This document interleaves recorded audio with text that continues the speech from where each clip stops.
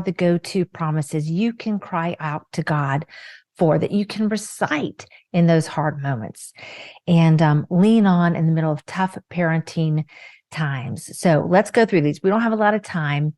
I'm going to go through all 10, but before I do that, I want to let you know, you don't need to write these down. I'm actually going to pick up the pace a little bit, and we're going to be going a little bit quicker so I can make sure that I stick to my time here. But I've got all these for you. So just listen, just feel like if you're cleaning or in the car, or maybe you're sitting, or I don't know where you are as you're listening to this, don't feel like you have to write this down. I've got these for you. If you go to lisaappelo.com, that's 2 P's, 1 L, lisaappelo.com and then / promises for mom. I have all 10 of these promises for you. So you can print these out and keep them in your notebook or in your journal for you. All right, let's go through all 10. 1, God sees you. You know, there have been so many times where I have thought, God, are you even looking? Do you even see me down here when I am in such a struggle, right? It sometimes can feel like we've been sidelined or that God has overlooked us. But I love that this first promise was given, this promise that God sees you. It comes from the name El Roi, the God who sees. And I love that it appears in the first book of the Bible in Genesis 16:13, and that it was given to a mom, to a single mom who was at that place of desperation, of being completely just tapped out. Hagar was on the run. She had been mistreated, and in her just utter desperation and despair over that, she ran into the wilderness, and it was there that God revealed himself to her, that he did see her, and that he revealed himself as the God who sees. Our verse here is Genesis 16:13. It says, she gave this name to the Lord who spoke to her.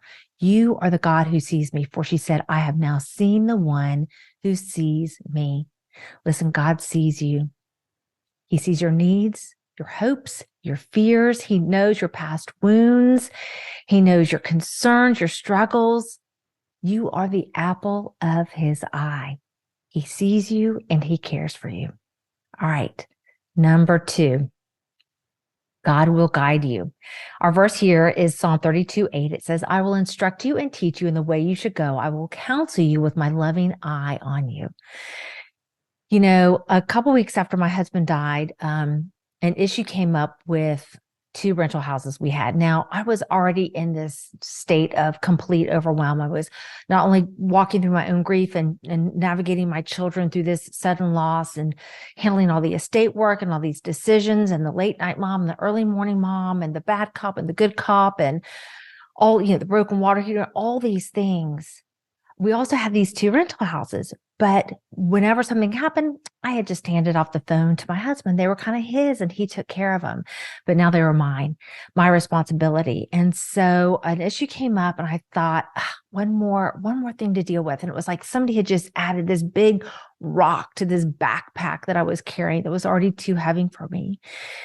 And so I remember going into my room and shutting the door, picking up my cell phone to call this tenant and praying before I did. And as I did, all I can tell you, it was like a mental download that God gave me where he said, this is what you're going to say. And kind of just was an outline of our conversation. So I picked up the phone. I called the tenant. I walked through that outline that the Lord had laid out for me. And that phone call, the issue was resolved, and the phone call wrapped up better than I could have ever expected. I was so much lighter. Those rocks had been lifted out of my backpack. God will guide us. He will tell us the way he's taking us and what to do. Number 3, God will provide for every need. I love this verse in Philippians 4:19 where it says, and my God will supply all your needs according to his riches in glory in Christ Jesus. You know, maybe you're at a place now where you are looking at all of your needs and the needs of your children, and you just don't see how you're going to provide for this, how you're going to make it to the end of the month, how you're going to meet expenses, maybe even in a business or for your home. I was so fearful after Dan died because we'd been a two-income family and that income was now gone.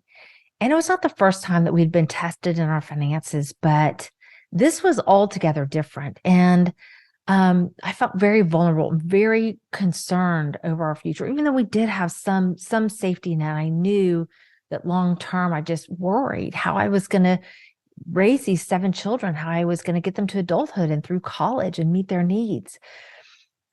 And as I stewed through this, I realized that God had provided for us in every season. He had provided for both of us when we were in college, when we were both college kids and working part-time jobs. He had provided for us when we were a two-income family and we were both working. He'd provided for us through that one income that Dan had brought in when I decided to stay home. And that this new season, all those seasons, it was God who had provided, not the jobs, not scholarships. It was God who had provided, and that He would provide in this season, that though our circumstances had changed, God's promise had not. God will provide every need. And if we had time for the rest of this session, I could just tell you time after time after time, small ways and big ways that God has provided every need. Number 4, God will give wisdom to you as you parent. The verse here is James 1:5. Again, one I've claimed so many times. It says, if any of you lacks wisdom, you should ask God, who gives generously to all without finding fault, and it will be given you. This is a promise I've prayed so many times. Our default is to go to a friend and to ask a friend or maybe a family member what they think about a situation. But God tells us that He has the exact wisdom we need and that He will give it to us generously. And I have found that this is not pie in the sky. God is very practical. He is very personal, and He is very clear when we go to Him for wisdom over parenting our children, over making these decisions. And I just want to give you a quick example. Few weeks, maybe a couple months after Dan died, 2 of my kids came to me and they had been invited to a ski trip with this ministry. Now, it was not our church. It was a ministry really they had just started going to. It was a parachurch ministry. I didn't really know. I didn't know the leaders at all. I knew a couple of the kids and families involved, but it'd been one thing to drop them off at these meetings, but it was altogether different when they were invited and given a scholarship to go on a ski trip. And they came to me and asked if they could go. And my initial inclination was to say no, because I didn't know the leadership. I didn't know who they would be going with, but I promised them that I would pray about it. And so I did. I prayed for the next few days, and God gave me a very clear yes. And so with peace, I called the leadership and asked some questions, but then I said yes, that they could go. Well, fast forward, when I picked them up from the ski trip, it was just the 2 of them in the back of the car. And if you've ever picked your kids up from something like a day camp or even overnight camp, and they're just unpacking everything that happened, they were in the back seat just talking about it and unpacking it. And both of them said, now they were in youth group in a very strong church. They said they had never been on a trip like this. They had been so loved, that they had been so ministered to, and they were clearly happy and just full and filled up. And I thought, that's what these kids needed. That in a time when our family was sad, was grieving terribly, where everything was a reminder of what we had lost and their dad not being there and how life had changed. And we were all carrying this heavy grief. God had said yes to this trip, and I would have said no.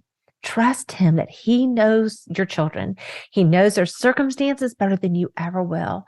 And that while His answers will surprise us, they will always bring peace, because we could offload that decision overwhelm to Him.